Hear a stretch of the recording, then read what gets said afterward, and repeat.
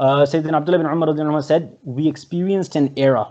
We lived at a time when وَمَا أَحَدٌ أَحَقُّ بِدِينَارِهِ وَدِرْهَمِهِ مِنْ أَخِيهِ الْمُسْلِمِ, that a Muslim brother was considered the most worthy of a dinar or dirham, was considered more worthy than a dinar or dirham. Sorry, I have to correct that typo afterwards.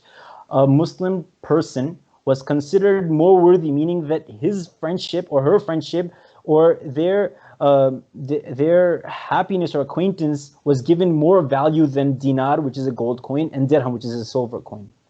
And now, so he's talking about in his lifetime, meaning from the time of the Messenger of Allah ﷺ passing on from this worldly life to the Sahaba's time and from the four Khulafa. In that time, he's saying, now we're facing a time where dinar and dirham are more prized by us or to us than a fellow Muslim.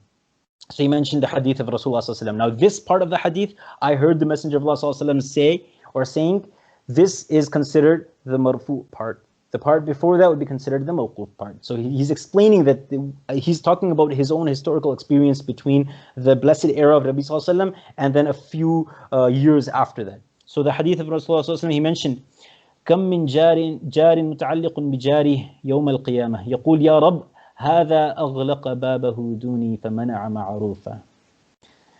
Easier to understand in other parts of the world, but we can also understand this in the Albertan context.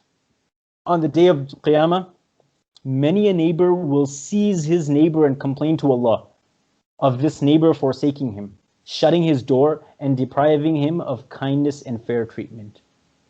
Can you imagine your neighbor? Now, if the neighbor is a Muslim, then that would be bad. But if it's a non-Muslim, that'd be even bad. That the only thing this person has going for them is the fact that we were arrogant or rude, and we weren't kind to our neighbor. That person, he's got nothing else going for him. He's going, he's destined for the destination that's suitable for his choice of aqeedah.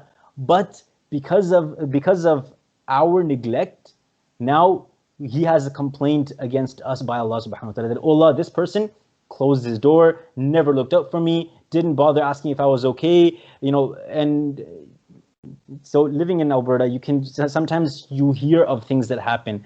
Down the road, something will happen, or sometimes next to you, somebody raises a loud voice, something goes crashing, something happens, and you think to yourself that, why don't we have that empathy that we care for our neighbor? Why is it just like, whatever, I came back from work, I'm in my house, they're in their house. Let them live their life, let me live my life. Rasulullah ﷺ, he mentioned that the importance, whoever believes in Allah in the last days should look out for their neighbor.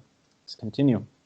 So the chapter heading of that was shutting the door against the neighbor. Now obviously, it doesn't mean that we should all just keep our doors wide open so that our neighbors can walk right in. That goes, this figuratively speaking, this is the Arabic urf of being accessible, being there for your neighbor to feel that they can approach you for something that they need. It doesn't happen in our context, in our neighborhoods nowadays, where your neighbor will come to you at 12 p.m. or something, or evening dinner time, and be like, hey, can you give me some salt, or can you give me an onion, or I'm missing this. Not going to happen nowadays, generally speaking. But just your neighbors should feel comfortable that they can approach you. Hey, I'm stepping out right now, but I'm going to get a FedEx to come and drop something off. Would you mind being there and signing that off for me?